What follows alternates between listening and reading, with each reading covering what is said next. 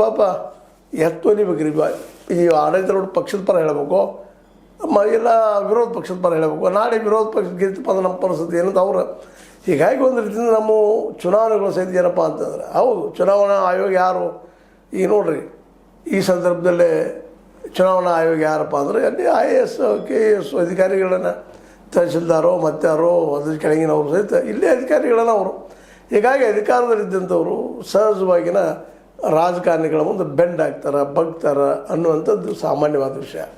ಈ ನೆಲೆಗಟ್ಟಿನಲ್ಲ ಇವತ್ತು ಈ ದಾವಣಗೆರೆಯಲ್ಲಿ ಮತದಾನ ಅಂತ ಜೋರು ನಡೆದದ. ಮತ ತಮ್ಮ ಮನಸ್ಸಿಗೆ ಅದರ ವಿಶೇಷವಾಗಿ ಮುಸ್ಲಿಮ್ಗಳ ಒಗ್ಗಟ್ಟು ಭಾಳ ಇರ್ತದೆ.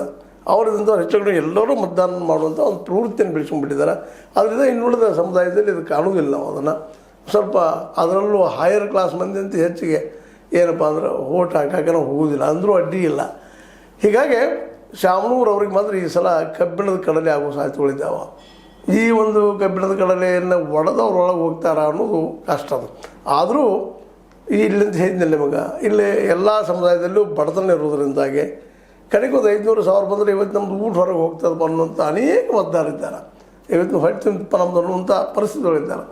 ಅಂಥವ್ರ ಮೇಲೆ ಈ 500 ತಾತ್ಕಾಲಿಕವಾಗಿ ಪ್ರಭಾವಿ ಆಗೋದ್ರಿಂದಾಗಿ, 500,000 ಪ್ರಭಾವಿ ಆಗೋದ್ರಿಂದಾಗಿ ಅದರ ಪ್ರತಿಫಲ ಇಲ್ಲಿ ನಾವು ಮತದಾನದಲ್ಲಿ ನೋಡಬೇಕಾಗ್ತದೆ. ಅದರಿಂದಾಗಿ ಯಾರು ಹೆಚ್ಚಿದ ಹಸ್ತಾರ ಅವ್ರು ಗೆಲ್ತಾರೆ ಅನ್ನುವಂಥದ್ದು ವಿಶೇಷ. ನಿಮ್ಮ ಮೊಬೈಲ್ನಲ್ಲಿ ಹೇಳ್ತಾ ಇರ್ತೀನಿ ಈಗ